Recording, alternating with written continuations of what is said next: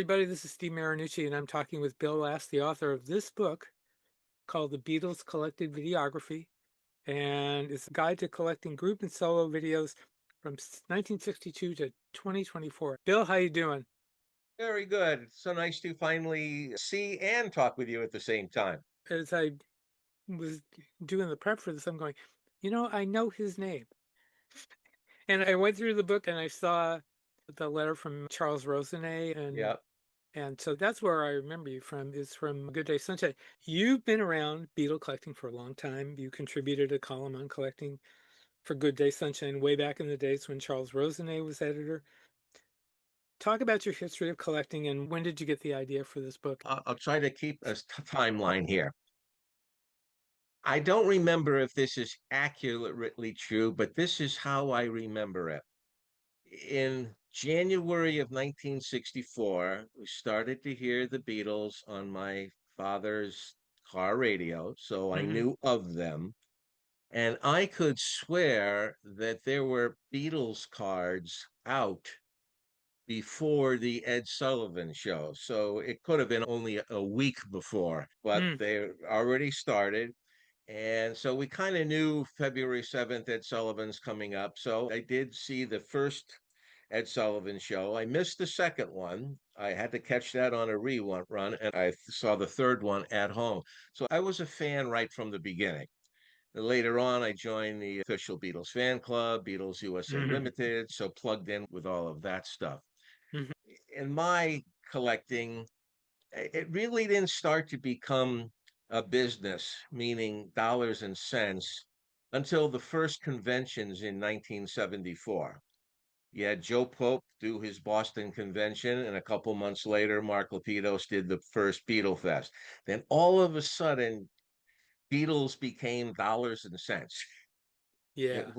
It wasn't just for the fun of it anymore. I mean, I wish I could go back to that first Beatle Fest with a tractor trailer truck and load up some of the stuff there at those prices at that time.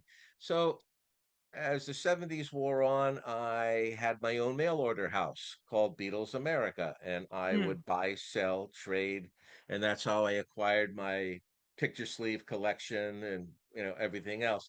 I bought all the original albums, or I should say, they were given to me as gifts for birthdays and Christmas and other things, and so I was a fan of the albums right through. So when Charles came along, Charles and I had been friends since his first convention, which I believe was 1979. And I think it's mentioned in the book too. I don't remember what yeah, date it is. it's 78 or 79. I'm pretty sure it was 79. We met at a local record store that sadly is no longer there. The guy that handled the 45s department, he kept telling me, "Oh, you got to meet this guy Charles," and he kept telling Charles, "You got to meet this guy Bill." Oh, was that record store owned by a guy named Walter? No, this was called Cutler's Records and Tapes. I think I know who you're talking about. Walter ran a store in Waterbury There we called go. Brass City Records. There we go. Well, that's That's Walter. Walter, because I would meet him at all the various record shows. He was a dealer. Every Sunday he was out on the road someplace. And he had probably the coolest record shop because you could go in there and not only get the normal stuff, but he carried bootlegs, He did. all kinds of things, and He, magazines and other things that related to the culture. So it was a really cool store. I miss seeing him. He's passed away a number of years ago, yeah, I know that. but I always remember he was the only guy in the room that had a ponytail. Okay. My one story about Walter is he had the Beatles BBC box set, the Great Dane thing, Yep. and I had ordered it just before Christmas. And it shouldn't have arrived before Christmas, but it did. It, Wow. it was like, whoa. But anyway, so that's my story about Walter. But I had a number of phone calls with him, and he was great. He was great. Yeah, he was a good guy and very knowledgeable. I'm not really sure if he collected or what he collected because walking into his store was like walking into a collector's shop. So I don't know if it was Dylan, the Stones. I don't know what was his favorite. Yeah, a friend of mine who traveled around a lot at that time got to visit him. I never did. Anyway, so when did you start putting the book together, though? All right. Well, I was the earliest amongst my peers to get a VCR, and Mhm. it was a high-end professional Panasonic stereo, Okay. Ooh, everything, stereo. Okay. stereo. But this was for pro use, not for your living room TV. So, I started collecting video pretty much right from the beginning. Got it in early 81. So there was a lot of John Lennon in the news that year. So Mhm. I just remember grabbing all that stuff and saving it on videotapes. And we get to a point in time where I have so much stuff, I wanted to keep it in some sort of organizational format. Mhm. So I write for a fanzine called Octopus's Garden. I It remember is that. out of Massachusetts. Right. And the editor, Tom, has been very good to me. And so as I composed the different sections, I started with Beatles first. So I let him serialize my book with my early research. So, Mhm. I mean, this kept us busy for almost 3 years. I started in 2017 to do Okay. this. At that time, I was still, I was writing for Octopus's Garden, and he would serialize it. And I think in order, I did Beatles, then I did Paul, because I knew they were going to be the three or the two biggies as far as listing everything and getting into everything. I knew Ringo wouldn't be too bad. I knew George wouldn't be too bad. And there was more than on John than I thought, but put the sections of the book together. Then I started to flesh it out with other articles that originally were in Octopus's Garden, but reformatted and added to whatever. So I Mhm. just wanted to get my collection in order, which is why I call the book Collected Videography. It's not a complete videography. It's not the all encompassing end all and be all videography. It's what I have managed to collect and put in some sort of knowledgeable order that if I want a fast fact, I can get it from the book. Okay. A friend of mine who's also no longer with us was always after me. When are you going to write a book? When are you going to write a book? When are you going to write a book? And he is thanked amongst the people that I thank in the beginning of the book. But he had a fascination with Ringo and his all star band. And as we know, there have been over a dozen permutations of that band. So he'd ask me a question about what year was Eric Carmen in the band, or what year was this individual. I just didn't have that all in my brain anymore. So it was, I think Ringo's section was the most joyful because I actually go and check all star band members and tours and years and what's been released and what's not been released. So book came out in March of 2025 and I'm still out there promoting it. I'm very happy with the response it's gotten. And your opinion? I thought it was really good. I was really impressed. I mean, that's not an easy job to do. So, Like I said, it took from teen to early last year. I think right after Christmas 2024 is when we submitted the book to Amazon and have to follow all their guidelines, so on and so forth. And they accepted my book proposal, for lack of a better word, in less than 48 hours. So we were in business, and there was just pulling the trigger, tell them to go ahead, and we've been doing it ever since.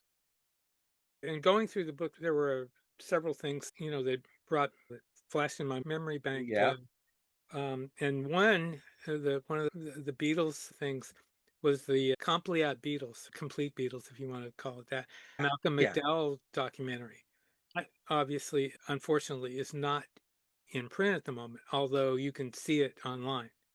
And what did you think about that? I mean, universally, it's gotten such great reviews. It's probably one of the best out there of. Well, it's absolutely great for its time, and it tells the story better than anything else up to the anthology. If I try to get someone who knows little or nothing about the Beatles, and I say, hey, you want to watch a DVD that'll introduce you to the Beatles? I choose Complete Beatles all the time because in 2 hours, you get a really accurate portrayal of their history and what could fit into 2 hours. Right. And it's really irritating how many bad documentaries there are. Yep. The public domain documentaries just completely turn me off. First of all, you have to stay away from any documentary that does not have their original music in it. Just push it aside. Don't even bother because you'll see the same airport clips and train clips over and over again. Mhm. So, yeah, I mean, that's one way that's a good tip for anybody that is interested. I'm just going to go down and pull out Go because ahead. I pulled out stuff in the book. What do you know about the 3D project, Yellow Submarine project that got canned? Yeah, I really didn't do any research on that because it got canned and it just, if it had come out in some way, shape, or form, it would have been in the book. Then maybe I will throw that in on an addendum. We're already keeping track of releases for a revised edition of the book a couple years down the line. Would you have, I mean, given what had been released since then, and I'm thinking specifically of the Christmas Carol with Jim Carrey, would you think that I know there was a big uproar at the time. People did not want to see it. They thought it would be terrible. Do you think that would have been a terrible project? Do you think they made the right move to kill it? I have a phrase that I use when people ask me, I heard something new came out. You're a collector. You must have run out and bought it right away.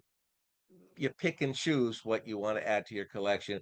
I tend to prefer things of their time. No Okay. matter what they do to Yellow Submarine, it is not going to take away from the original movie, which I saw 3 Saturdays in a row at the local cinema house.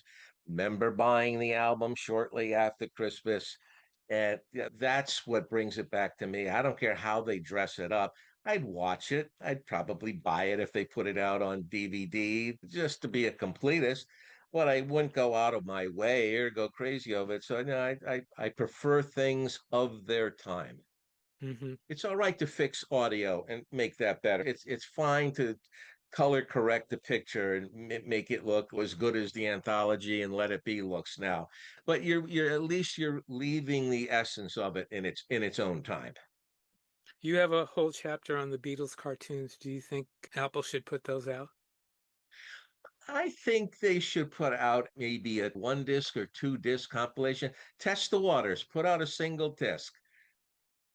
Each show would run about 20 minutes without commercials. So you could fit 4, 5 of those on a DVD or maybe even 6.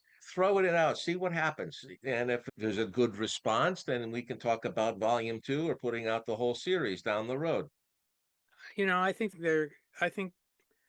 they were afraid that people wouldn't look at it for what it was as your phrase, a product of the time. But I mean, Warner does it with their old cartoons and Yeah. people accept it and people understand. So, I mean, I think they're cute. They're silly. They're very Yeah. silly, as a matter of fact. But The follow the bouncing ball. I have given that to relatives that are 4 and 5 years old. And they care more about following the bouncing ball than they do the actual cartoons, although they'll watch them all. It was really, at least it's helped a couple of my relatives learn to read in those very early years. hmm They can ask mom for a certain song by the Beatles. They just got it off, and I didn't have to Beatle them that much. I just gave them a copy of some of the cartoons. What did you think of the Peter Jackson version of Let It Be?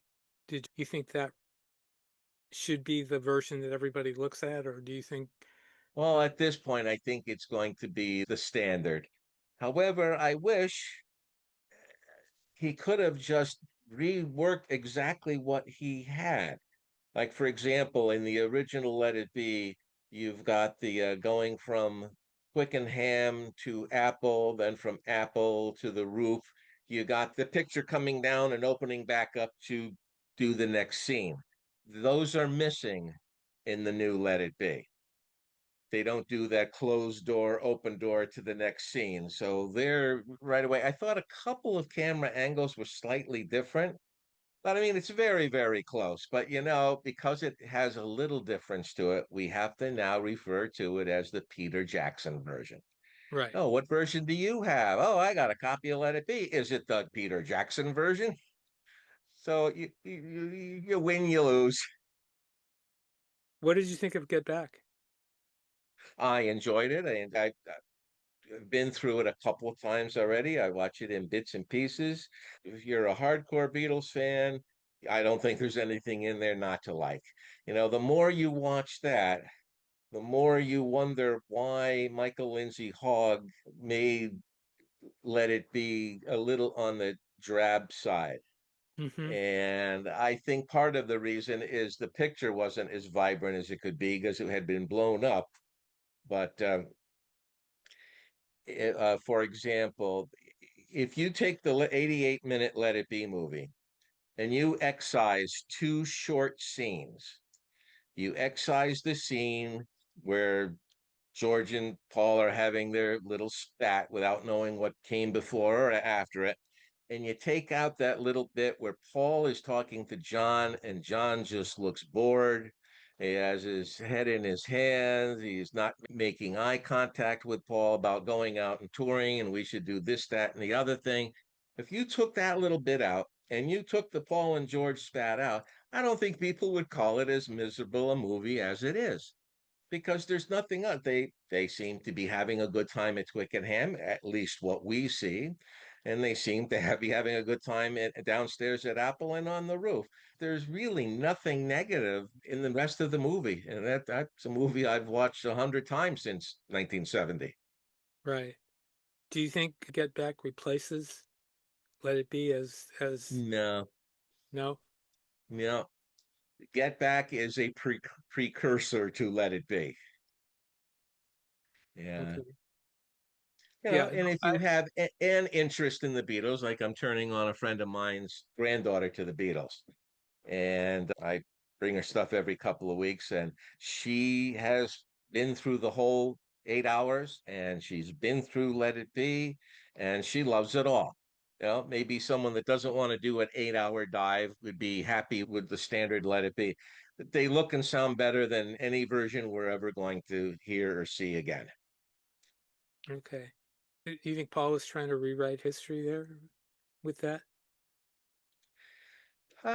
Well, I could say that if Paul was involved in the editing, but Michael Lindsay Hogg was the person responsible for the scenes and in what order and what use. I don't know if he was trying to please Paul. Obviously, he wasn't trying to please John because there were some scenes filmed with John and Yoko, and they were not used in Let It Be. I don't know. See, now I think there was an attempt to do that. Okay. For that reason, I've always kind of looked down on Get Back.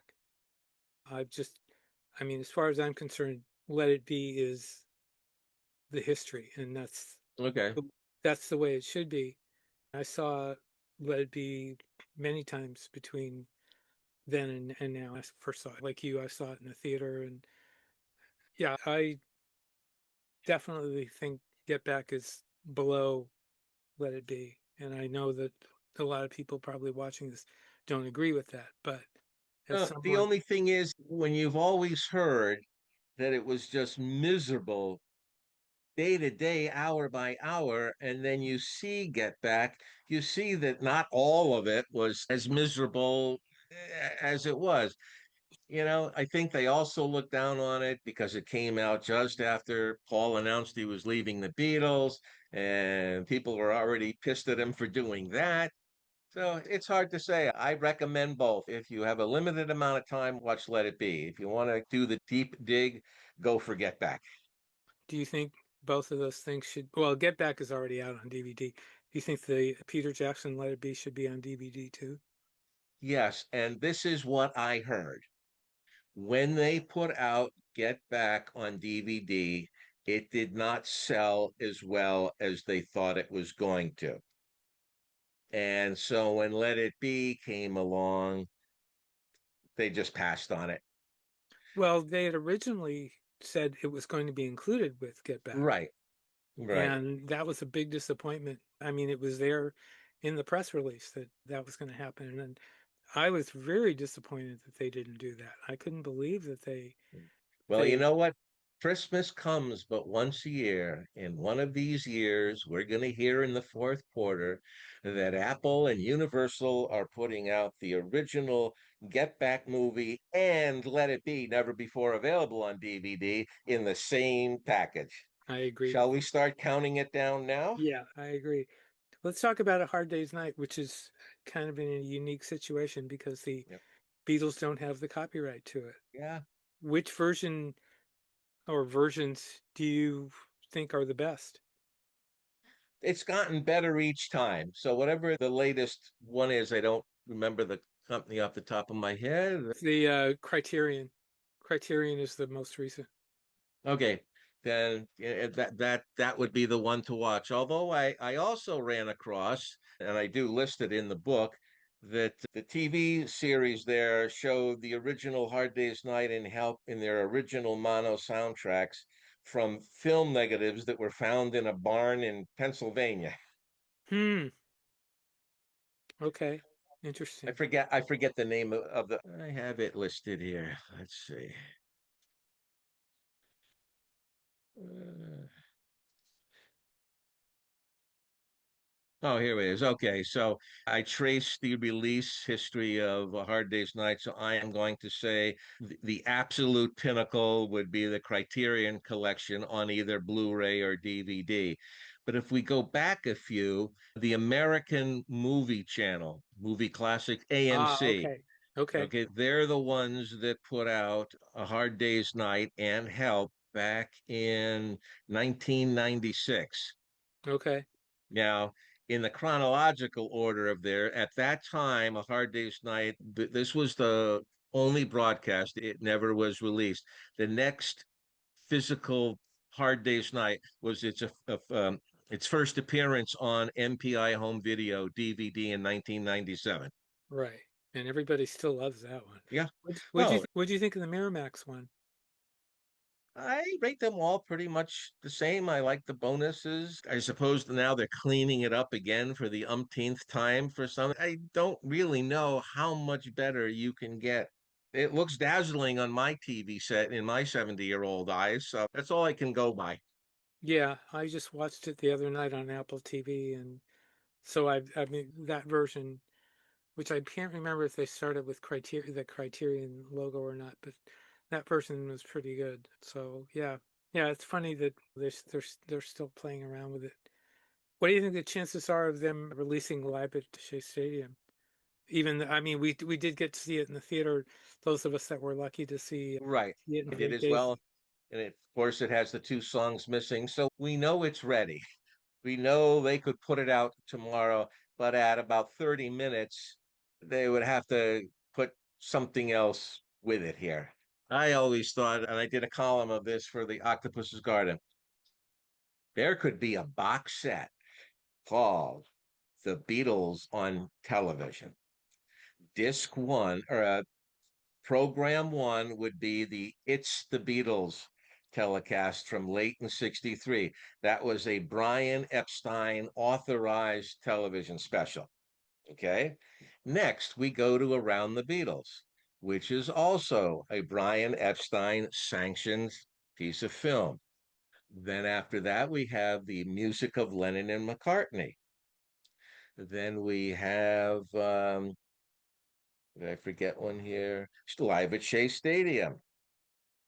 None of those have been fully released. And then just throw in Magical Mystery Tour just to make it a set of five.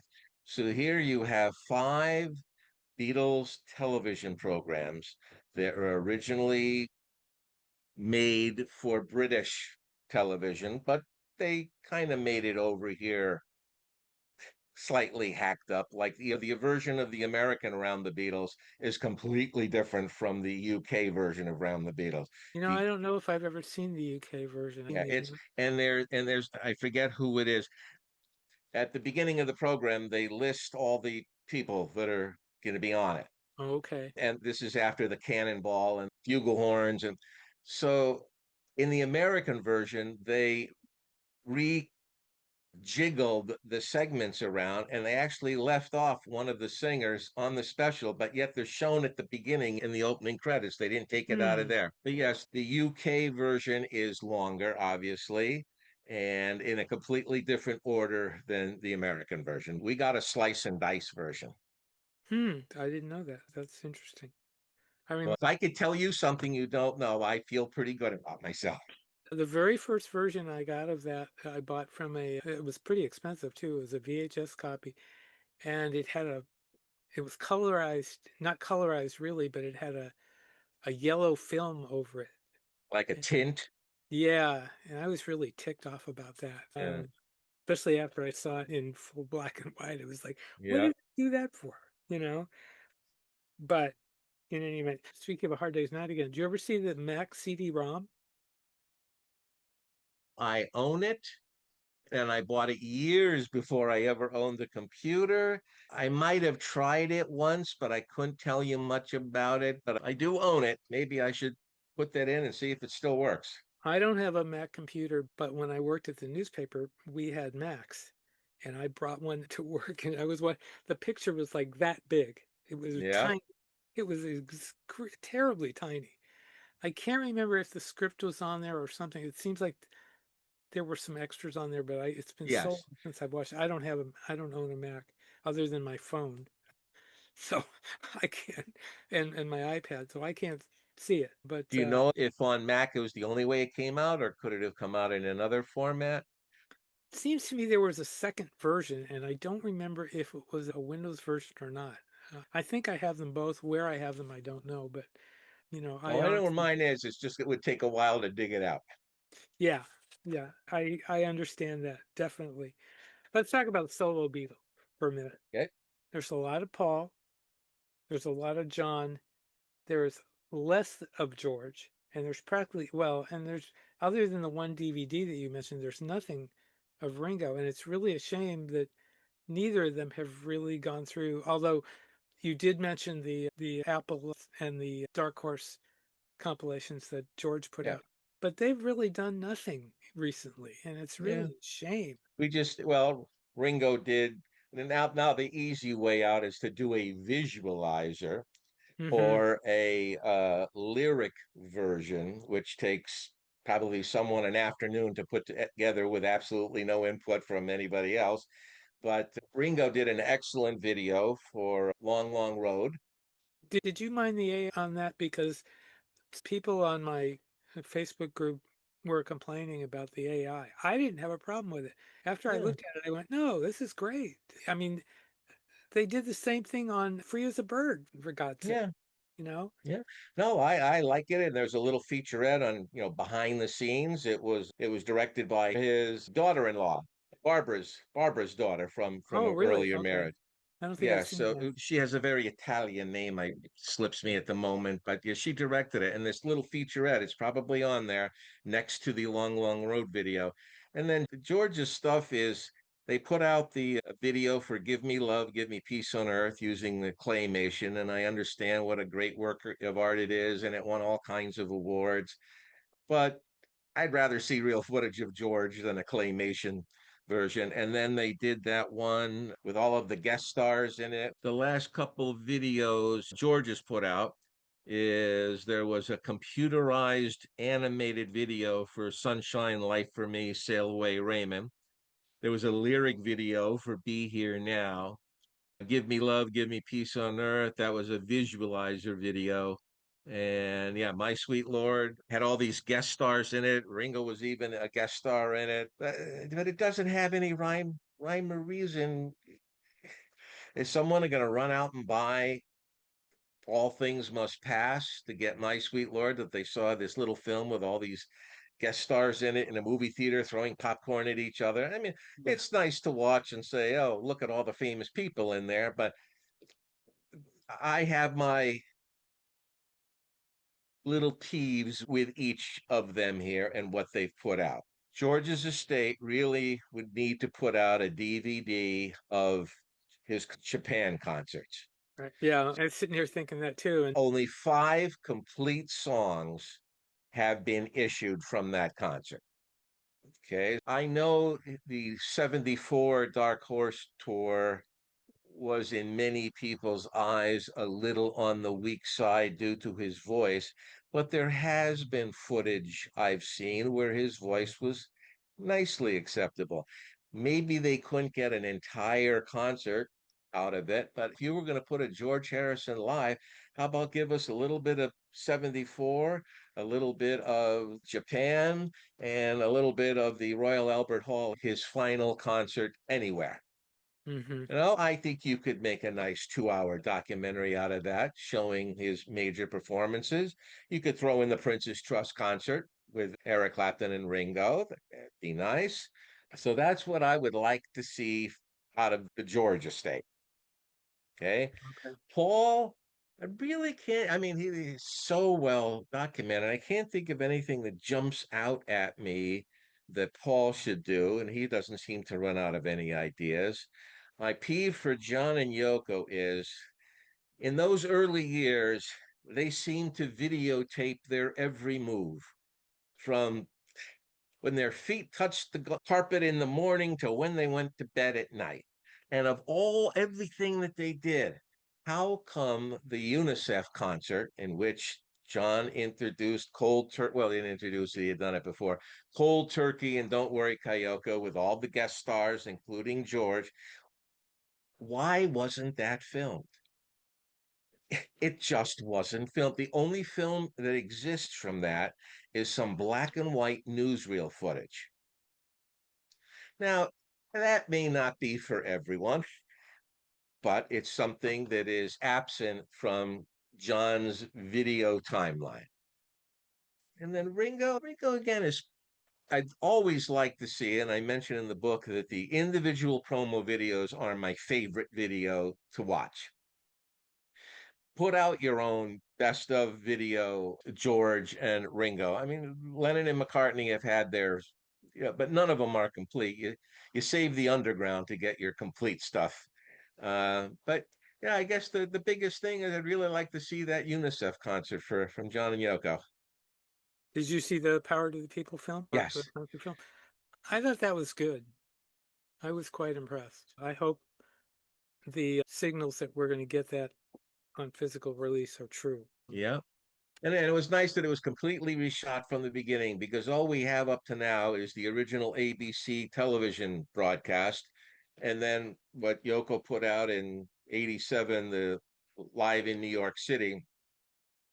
It's interesting how both sides of their 1972 single, Woman Is, dot, dot, dot, and Sisters, Oh Sisters were left off of Power to the People, both film and audio collection.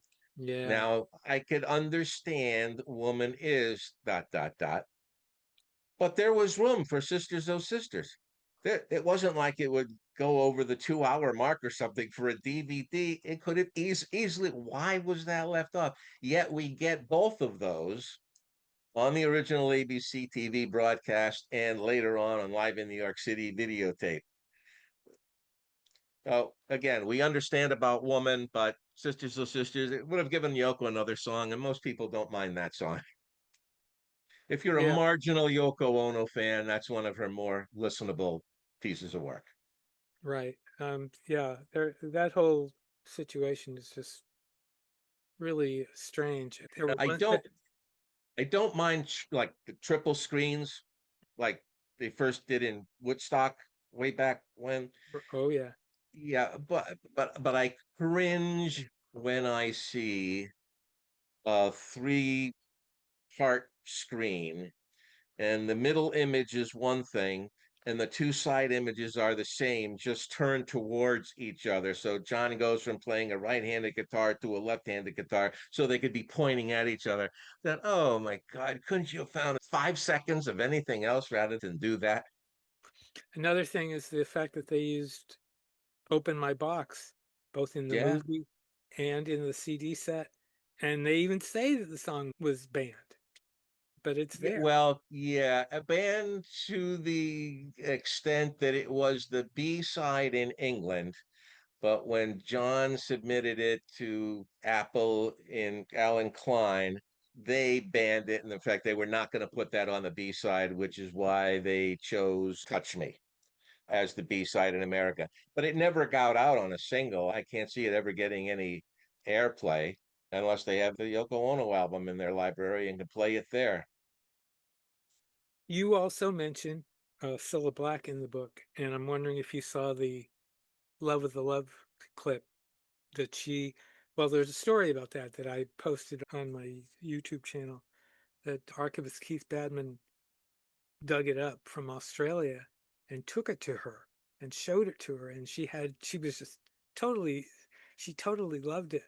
Have you seen that clip though? That I don't believe I have. Is it out there on YouTube? yes, in fact, Okay. I have a playlist of it, of the story that Keith Badman tells and that video, and it's Is it black and white or color? she's in black and white. Yeah.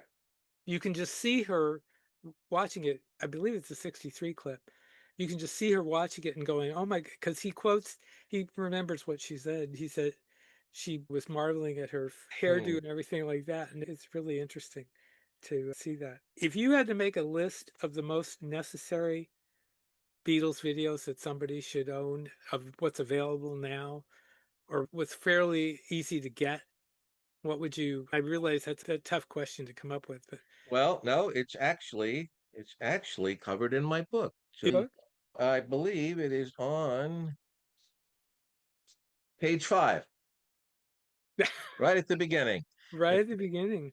the four complete Ed Sullivan shows, the first U.S. visit, the Hard Day's Night, the making of a Hard Day's Night. You can't do that.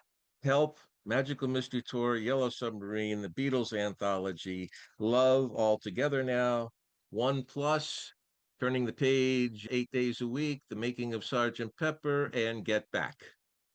And there Okay. were 13 titles there. Then, if I had to tell someone to go out and buy one, they had a choice of one DVD about what the Beatles were all about, I would say A Hard Day's Night. Yeah.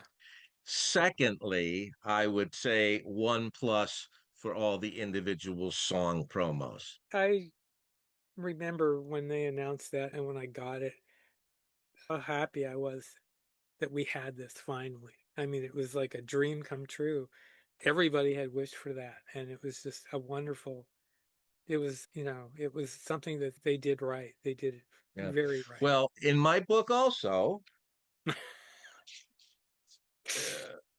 I Okay. have the page numbers memorized here. You ran down the list of Yeah, videos. I did a separate article about the Hey Jude and Revolution videos that were all shot on the same day. Mm-hmm. Okay, right after page 5, we have page 7. Page The 7, yes. Beatles One Plus Deluxe Limited Edition exclusive videos. And I kind of outline what is new and on these discs that have never been out before. There were a few videos on there that were kind of made for that collection that we could have lived without, but generally, Apple did a really good job on that. Okay. Um, I can't think of anything else to say. Is there anything you want to say that I missed? Well, just that my book can be ordered on Amazon, where That's a good thing. it costs $22 plus tax and shipping. Unless you have Amazon Prime, then the shipping is free. Or you can contact me if you want me to send you a signed copy.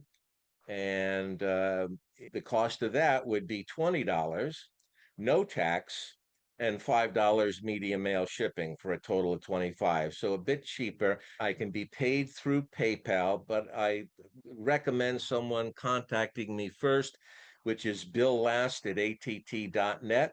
You need all three L's in there, BILLLAST at att.net, and I will handle your request, and you can pay me by PayPal or put a check in the mail, whatever's good for you. Okay. Bill, thank you. I think your book is a great resource for those videos. And thank you for doing it. And thank you for talking to me. Thank you, Steve. All right. Anyway, I'm going to say thank you everyone for watching and stay tuned because there may be more here. So I'm going to click off the button. Oop, wait a minute. Did it stop recording? There we go.